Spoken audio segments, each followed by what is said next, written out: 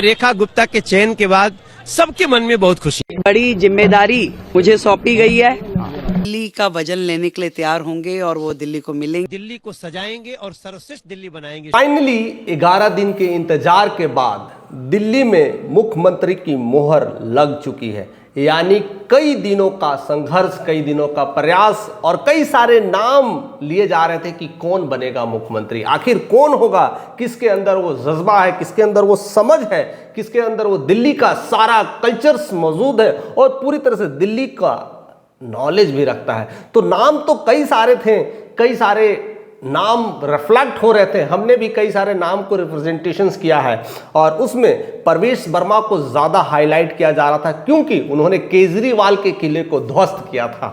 इसलिए उनका नाम ज़्यादा रिफ्लेक्शन में आ रहा था। क्योंकि केजरीवाल भी सबसे पहले शीला दीक्षित के किले को ध्वस्त किया था, इसलिए वो सीएम बने थे। तो फिर केजरीवाल के किले को ध्वस्त करने वाला प्रवेश वर्मा ही मुख्यमंत्री बनेगा, ऐसा कयास और प्रयास लगाए जा रहे थे। लेकिन उसको लेकर के कहीं कहीं पूर्वांचल में जिस तरह की हवा थी कि पूर्वांचल का भी सपोर्ट मिलेगा और मनोज तिवारी का भी नाम था, ऐसे कई सारे चेहरे, कई सारे नाम और कई सारे चीज़ों को लेकर के तमाम उलझने थी और कई सारी चीज़ें एक कहते हैं ना माथा पच्ची करते हुए एक फाइनल रिजल्ट को निकाला गया। बहुत सारे जो न्यूज़ थे या हमने भी बताया था कि किस तरह से महिला रिप्रेजेंटेशन से ज़्यादा दिल्ली के लिए अच्छा होगा, उसको लेकर के कहीं ना कहीं जिस तरह से सुषमा स्वराज का नाम आता था, उनके पुत्री कहीं ना कहीं स्वराज उनका भी नाम था, यानी इसके साथ स्मृति ईरानी का भी नाम था, यानी महिलाओं का रिप्रेजेंटेशन ज़्यादा रखा गया था। लेकिन यह रेखा गुप्ता को जिस तरह से नॉमिनेट किया गया है, इसके बारे में भी थोड़ा जानना ज़रूरी है कि आखिर क्यों रेखा गुप्ता ही दिल्ली की मुख्यमंत्री के पद पर आसीन होने के लिए तैयार बैठी है। देखा जाए तो उनके कैरियर एक लंबे समय तक रहा है, एक जुझारू, एक महिला, एक नेता, एक कर्मठ और संघ से जुड़ी है, जिसके अंदर कह सकते ना है एक नेतृत्व करने की क्षमता। और जहां तक मैंने सुना है वो इतनी मेहनती है, चाहे 24 घंटे में किसी भी समय काम करना पड़े वो तुरंत तैयार हो जाती है और तुरंत मुहिम में लग जाती है। ऐसी कर्मठ महिला है रेखा गुप्ता। उनकी बात और भी अगर डिटेल में जाना जाए तो यह चीज़ आया कहाँ से, अगर हम बात करें तो ज़्यादा बेईमानी नहीं होगी क्योंकि ऐसे शेरनी सिर्फ और सिर्फ हरियाणा में पैदा लेती है, तो वो हरियाणा की है। तो एक वहाँ का भी एक जनसलाब है और वहाँ का एक नाम है और कहीं ना कहीं रेखा गुप्ता उसकी पहचान है। अगर उसकी बात करें तो पूरे 50 साल की हो चुकी है। 50 साल में उन्होंने कई सारे राजनीतिक करियर को सफ़र किया है और उन्होंने चीज़ों को देखा है। 2015 में भी दिल्ली के लिए खड़ी हुई थी लेकिन हार गई थी, 20 में खड़ी हुई हार गई लेकिन हार नहीं मानी, 2025 में सब कुछ उखाड़ करके फेंक दी, यानी शालीमार से वहां से जीत करके विधायक बनी, यानी अब डायरेक्ट एंट्री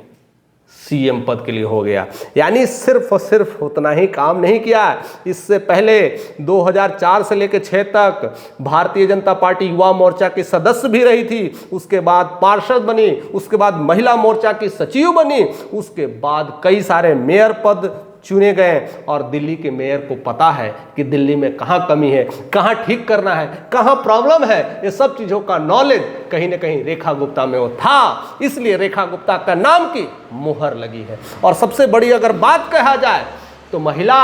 होने के नाते अगर केजरीवाल जिस चीज़ के लिए बम फोड़ा करते थे, जिस चीज़ के लिए फ्री विजिट्स की बातें करते थे कि महिलाओं को हमने ये दिया है, दिल्ली की बस सेवाएं फ्री की है, मेट्रो सेवाएं फ्री की है और कई सारी सुविधाएं की बात करते हैं, लो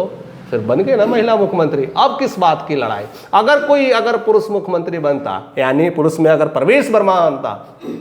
तो लोग कहीं ना कहीं ये कहते हैं कि महिलाओं के लिए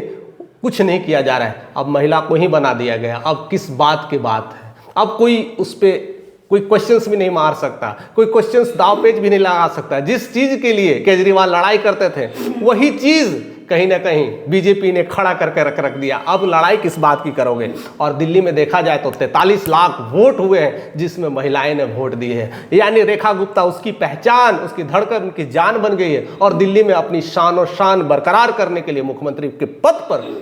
वो आसीन होने जा रही है। यानी बहुत बड़ी सोच और बहुत बड़ा एक रिप्रेजेंटेशंस के जरिए उन्हें रेखा गुप्ता को तैयार किया गया है। अगर बात करें तो एक ओबीसी की आती है, एक बनिया आती है, और दिल्ली में बनिया की बात भी अगर कोई करता था वो भी केजरीवाल ही करता था कि हम बनिया हैं, हम पूरे बनिया हैं, हमको समझ में आता है कि कैसे लोगों को काम करना है, ओबीसी लोगों को किस तरह से राज करना है और कैसे लोगों को समझना है, ये ऊंचे कास्ट वाले लोग क्या समझेंगे, ये संघ वाले लोग क्या समझेंगे। आज संघ ही बनिया है और बनिया ही संघ है, वही से निकल करके आई ये रेखा गुप्ता है और दिल्ली की धरती पे आसीन होने के लिए, दिल्ली की समझ रखने के लिए और संघ के साथ साथ दिल्ली की भी समझ रखने के लिए मुख्यमंत्री के पद पर आसीन होने जा रही है। ऐसी राजनीतिक कैरियर, ऐसे कह सकते हैं प्रशासनिक महत्व और दिल्ली की समझ रखने वाली रेखा गुप्ता को हर किसी ने कह सकते हैं सराहा है, चाहे वो मनोज तिवारी हो, चाहे वो प्रवेश वर्मा हो, चाहे जितना भी दिल्ली के कहीं ना कहीं विधायक हो, सब ने उनकी सपोर्ट के लिए मुहरे लगा दी है। यानी हर किसी को रेखा गुप्ता भा रही है, हर किसी को समझ में आ रही है कि दिल्ली की शान शौकत और गरिमा को बरकरार रखने के लिए सही नेता का सिलेक्शन हो चुका है। फिलहाल आप क्या सोचते हैं कि रेखा गुप्ता है उस लायक, या दिल्ली की रंग रौनक को बदल सकती है? जिस तरह से एक दिल्ली में एक सल्तनत का शुरुआत अगर कहा जाए तो कहीं ना कहीं महिला मुख्यमंत्री से ही रहा गया है। जिस तरह से शीला दीक्षित का एक कारवां रहा था, उसको रिप्रेजेंटेशन करने के लिए सुषमा स्वराज का रिप्रेजेंटेशन रहा है, बीच में आकर के कहीं ना कहीं केजरीवाल ने इस चीज़ों को तोड़ दिया था। लेकिन बाद में बीजेपी की तरफ से महिला आईपीएस को भी रिप्रेजेंट किया गया था, किरण बेदी को एज ए मुख्यमंत्री के तौर पर, बट वो दाल नहीं गली। लेकिन इस बार दाल गल गई है, इस बार दाल भी पक गई है और रेखा गुप्ता सेलेक्ट भी हो चुकी है और सबको दाल खिलाने के लिए तैयार है, यानी दिल्ली की